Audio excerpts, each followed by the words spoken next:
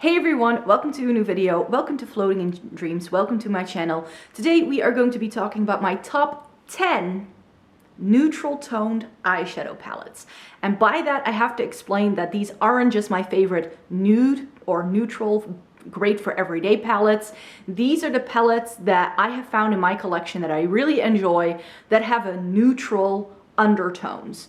These do not skew too warm toned or too cool toned. So these are the kind of palettes that I think a lot of people can get away with.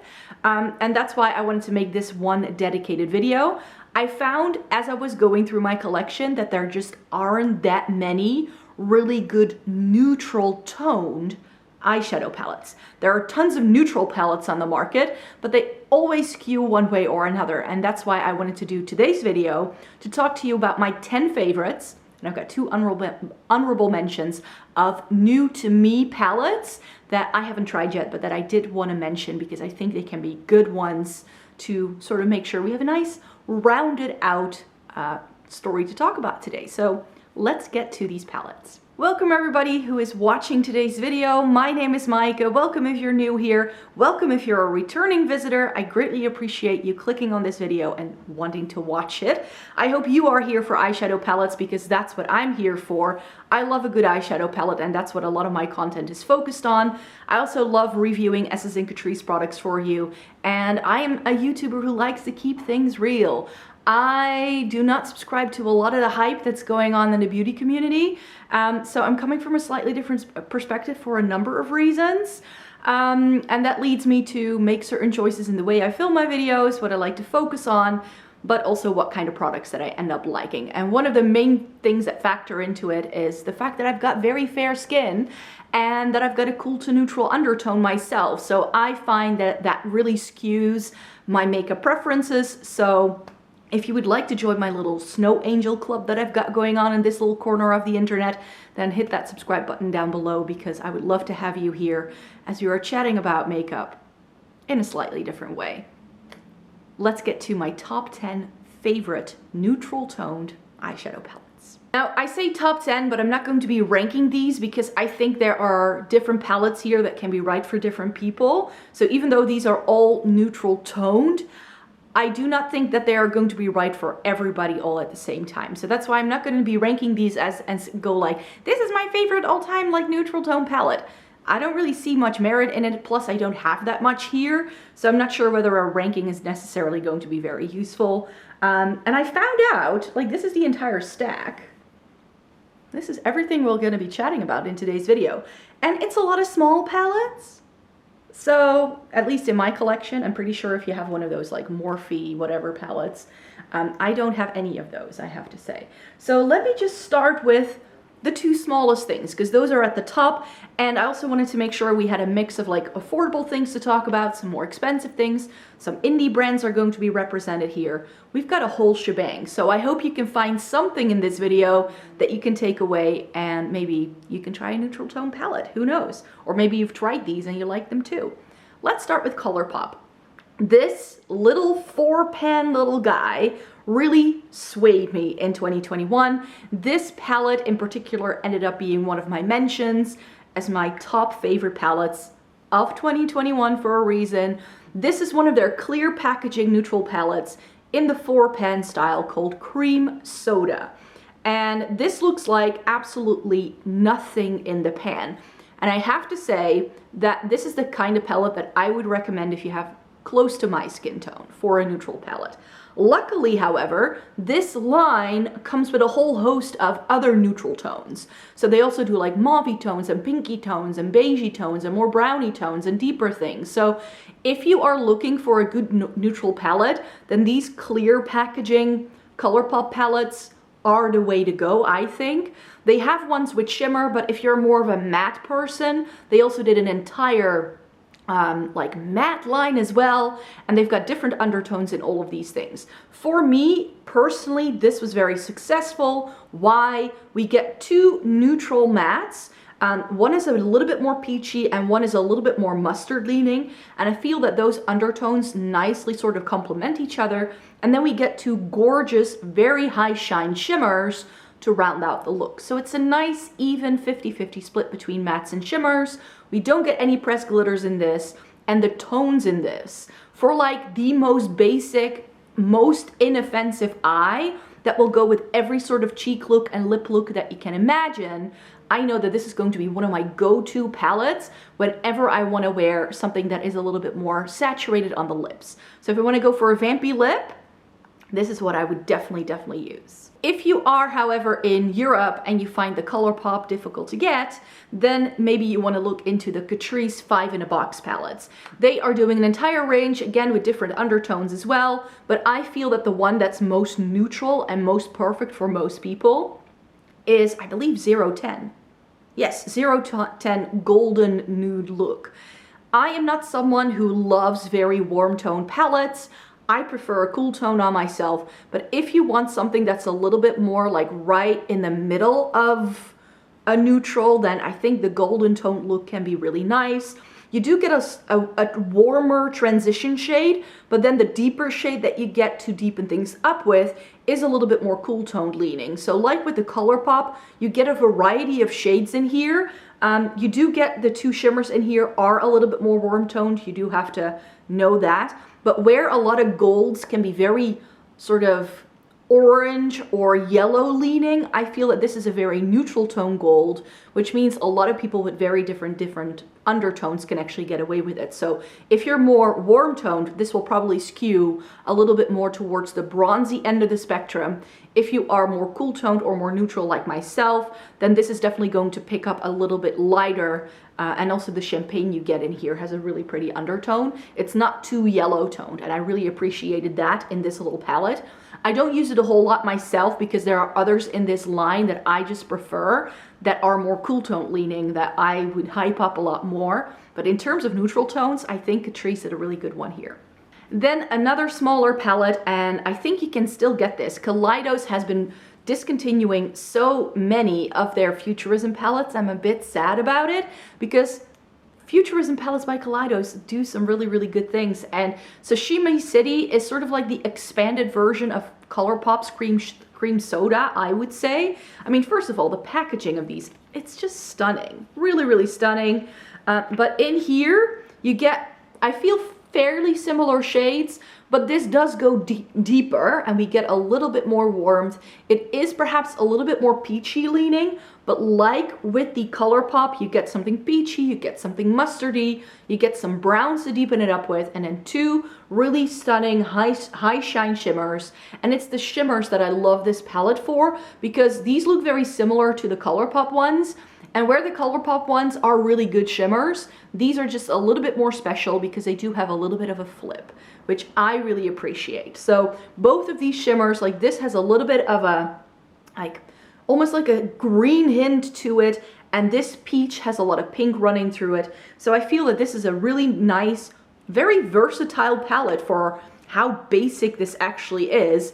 And even though this looks, especially if you look at this online and you see what the pictures are like, this doesn't look that exciting. But when you actually start trying it, it is a very nice, very good neutral tone palette. Now, a line that again has multiple options depending on your skin tone, so that you can really sort of mix and match depending on what is right for you. So this is not necessarily a recommendation for this palette in particular, but my recommendation would be to look at the ones that you think are right for you and then go for that one. And I'm talking about the Huda Beauty Nude collection that she did. I also think that some of the Haze palettes, but not all of those, were very neutral toned. But she has a couple of 9 pans that can be very good neutral palettes, depending on your skin tone and your preferences. I personally have the Nude Light and the Nude Rich, because I like richer berry tones on myself as well for something that's a bit more smoky. But if I want to go super basic and I just want it to be very neutral toned, then I think the Nude Light from Huda Beauty in her Obsessions line has just a little bit of everything. We get some warmth, we get some like mauve-y, like cooler tones, and then we have something pinky, something peachy leaning. So we get a little bit of everything. It's got a good blend shade. And this again looks like absolutely nothing in the pan, but once you put this on your eyes, it's just going to look right. all the time, and that's what I like about these palettes. She also did a medium one, which I thought was far too warm toned and sort of orangey leaning for my preferences, but the rich I did end up buying because I thought it could nicely complement some of these shades and brighten up this palette just a little bit and give it a little bit more versatility. Okay, I hope you can still hear me, but we're having a proper hailstorm from like 1 minute to the next. So I hope the lighting is still fairly okay. I always prefer to film in natural lighting because I feel it makes the makeup look better. But yeah, it's suddenly very dark and very rainy, so I do apologize if it messes up my audio. So we've already chatted about 4 of these palettes. Number 5 on this list is Nabla's Cutie palette, number 1 in the shade Nude. This, I didn't think this looked like much when I first saw it online. I didn't really think that this was something I was going to be interested in, but because I had all the other Cutie palettes, I decided to just sort of round out the collection and try them all just to see, and I can give you the full vibes, and I ended up falling in love with this. The main reason for it being these 2 shades. You get 2 really good like creasy shades. This has just a little bit more of a sheen to it almost, but it's one of their latex formulas. So it's like this cream to powder kind of thing. So this as a base with that in the crease and then one of those shimmers popped over it is just going to make this a different look every single time you do it. You do get a black for a bit of liner to increase the intensity, and you get a little bit of a gold for the inner corner. Very basic, very nicely curated color story, and just some really, really good neutral shades that I think are great for almost everyone. You can get away with this palette if you're very fair, or if you're very like more medium or deep. I think this can really work for a lot of people. All right, so number 6 on this list is the Colourpop Going Coconuts, and I actually think a lot of people who tried this when it first came out called this a cool tone palette, but actually it isn't. It is a neutral palette. I do think, however, that a lot of people who try makeup, and I think it sort of seems to be like the general tendency, a lot of people have warmer undertones, and I can see why they would call this a cool tone palette, because cool tones can look very dead and ashy on a lot of people. Not on me, but this is definitely more of a neutral palette. I always call this the palette that is more like smack in the middle of things in terms of undertone, and because I think that that's Taupe, which they released after this, is far more cool tone than this is. However, I can understand why some people, if they have warmer undertones, would call this a cool tone palette. I really like the Going Coconuts. It has some really stunning shimmers right here down the middle. It does have a sequin shade that I'm not too big a fan of, but you get all the mattes that you would want in a neutral palette that just has all the right undertones going on. So yeah, this palette is definitely one that I really appreciated for it just being a really, really good neutral tone palette that has a bit of warmth, a little bit of coolness, a little bit of everything, and that once it is all blended together, it really ends up being this really perfect neutral tone palette that is going to be just a workable palette for a lot of people, with different undertones. Next up would be Lorac Pro 3, and Lorac Pro 3 is not a palette that is great for everybody because it is a palette that pulls quite light. I keep putting this in like top 3 favorites of like all-time favorite palettes because I struggled as a fair tone person for the longest time finding neutral palettes that allowed me to use every single shade.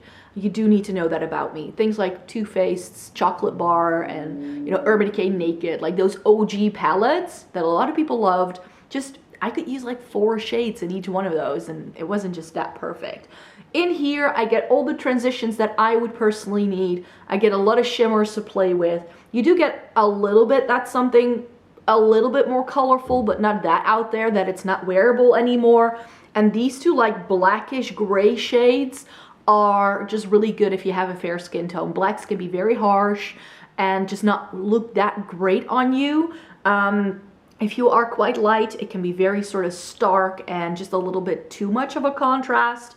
And everything just looks like a smoky eye eventually. And with this, I felt I didn't have that issue. So, and color story wise, I also found that this isn't very warm toned, but you do get some warmth because it has a mustardy brown, and it also has this like more like terracotta kind of shade, but it also has some taupiness, and it sort of mimics that in all of the shimmers as well. So I feel that this was a palette that just worked really, really well. Some of the shimmers are better if you use them with a finger, but I still love this palette till this day. So my OG followers knew that this one was coming, I'm sure. And then another OG that I always love recommending, especially if you are new to makeup and you struggle putting looks together, definitely look into the Tarte in Bloom palette. Especially if you like cool tone, or if you like neutrals like I do, and you just want very wearable makeup, then I think this is a really good one. The reason why I call this a neutral tone palette is because it has everything in one palette. We get cool tones, we get neutrals, we get warm tones. So it has a really nice mix of everything. You get 3 shimmers, 1, 2, 3. Everything else is matte. And the reason why I always recommend this for people who are new to makeup is because if you just stick to each row, you have a look. So even though that these 3 dark shades might look very samey if you like put them side by side, they each have a different undertone, making them great deepening up shades for every row that you have. And I also feel that that's the way this palette is just intended to be used, to stick to the rows. You can bounce around and mix and match because the undertones aren't that greatly differing from each other that you can't like bounce around the palette and create your own color story. But this is one of my most used palettes. I love going back to this one every single time, and I just think it's such a foolproof basic palette that I think can just really, really see you through the day, and it gives you just options to play around with different undertones. And also, if, for instance, you don't know what looks good on you, this is one palette that will give you a curated selection because it's only 12 shades, but you can double around with different types of neutrals and really figure out what looks right on you. I think that that's another clever thing that this palette has to offer. However, a palette that is a little bit more difficult to find, especially if you're in Europe, that I think for me personally has replaced the Tarte in Bloom, is the Persona Identity palette. So I tried this towards the end of 2020, or maybe I tried it this year and I bought it at the end of 2020. I don't remember anymore. But I feel that this palette has a same thing going on, but in a really, really good shimmer formula. I far prefer the shimmers in this palette, and we get more shimmers in this. And I'm a shimmer girl at heart. I prefer my shimmers over my mattes, but we get 6 shimmering shades, 6 mattes. And here as well, I mean, we get some warmth, we get something that's a little bit more plummy, we get something that's a little bit more taupey, and we get a really nice deep, dark, cool tone brown for deepening things up. So not necessarily black, which I don't prefer anyways. And then you just have the 4 like shimmers to really round it out. You get a good inner corner highlight, and you get a shade to blend things out with. It's stunning. However, this palette, I believe, was formulated specifically with people with brown eyes in mind. That may be why it works on me, because even though I have very fair skin, I do have darker brows, and I do have pretty dark eyes. So, because they are sort of like brown with a hint of green, they're not quite hazel. So that's why a lot of the shades in this just work really well. Maybe if you have blue toned eyes, that it's not going to work as well on you, because some of these shades may be a bit too deep or not as much of a contrast with your blue eyes. Then I think, for instance, the Colourpop one, because it has more of that peachy undertone, can really make the blue tones pop. So I think that if you sort of work with what you've got, figure things out that way, I think that this can still be a very stunning palette though for a lot of people. And also another palette that's quite new to me but that I did already try is the Misha Lu Cosmetics The Fawn palette. I've been raving about this palette in the past couple of months. So if you've been here, you've heard me talking about this. And I keep saying that this is my alternative, my preferred palette to the Nabla Side by Side, which is a palette that is super popular, that has a very similar color story, but that I just didn't love the quality of. I didn't feel the shimmers were all that great. It didn't blend really well in the mattes. This has great, stunning, blendable mattes, really lovely shimmer formula, like this shade over here is stunning. We get warm tones, we get neutrals, we get cool tones, we've got shades to blend things out with, and we have a really nice, like, interesting inner corner highlight here as well. So I love the mixture of all the different shades we get in here. We get 1, 2, 3, 4, 5 shimmers. Everything else in here is matte, so it skews a bit more matte, so that's your preference. You might like that as well, but I just really like how this is just a great palette to mix and match, and you can do a lot of different looks with just the 12 shades that you get here. That's what I appreciate about the Tarte in Bloom. That's what I appreciate about this palette as well. So those were the 10 palettes I wanted to share with you, but there are 2 palettes that I feel could make it into this top 10 somehow, but that I haven't tried yet, so I did want to talk about them. And those 2 palettes I showed you in a recent haul, and it's these 2. So I just got myself the 2 Nude palettes that Zoeva launched. So they released 2 new palettes in 2021, and the Together We Grow palette. Again, like the palettes I just showed you, it's got like neutral shades. It's got something that's, yeah, this way, more warm toned. And then this is a little bit more cool tone leaning. I mean, it does everything. It's got a good variety of depth, different shades, mixing and matching. You can very easily bounce around this palette, I'm sure. But if you have no inspiration, you can just stick to each of the 2 pairings, and you've got a shimmer and a matte that will just go together. So again, a palette that I think is very foolproof if you're new to makeup, you don't have that much experience, or if, like me, you have a job and you just don't always have that much time in the morning to figure out what you want to put on your eyes, then I think this is a good one. And finally, my second honorable mention is the Viseart Kashmiri palette. They released this towards the end of the fall time. I don't think it was quite part of their holiday releases, I'm sure.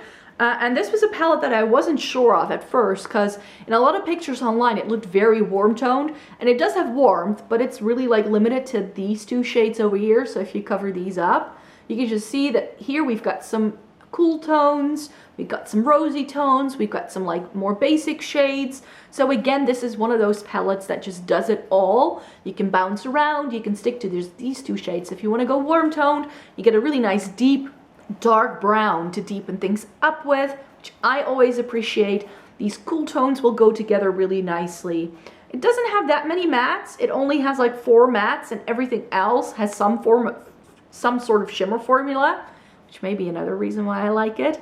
But yeah, this I haven't tried on my eyes yet, but I can see this just being a really good neutral palette that a lot of people will just love. And again, it's a little bit deeper and more saturated than some of the other options that I showed you at the start of the video. So I think a neutral palette can just give you lots of different things and can be right for different people depending on what your preferences are based on your coloring, your skin tone, everything that you got going on. And that's why I love chatting about neutral palettes. I already ranked all of my cool tone neutral palettes in November, so I'll link that in the description box down below. And I plan on ranking all of my warm tone neutral palettes in February. So that's content that I still have coming for you. I just felt that these like neutral tone palettes, I didn't have that many of them to really do a full-on ranking. And since these are some of my tried and true favorites, and I love these palettes so much, I just wanted to be able to sort of give them all equal playing ground, you could say. So thank you very much for watching today's video. If you'd like to help out the channel, then please thumbs up the video and subscribe if you'd like to see more by me. I would greatly appreciate that. I really appreciate you taking the time out of your day to watch my videos. I'm currently filming 2 videos a week and trying to post those, but normally I post 3 videos, so I hope to be able to go back to that in February.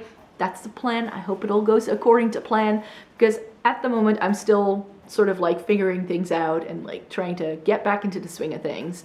And that's going to take some time, I'm afraid, more than I had expected when I took a break in December. I hope you are doing well, keeping well, and I hope to see you in my next video, everybody. Take care.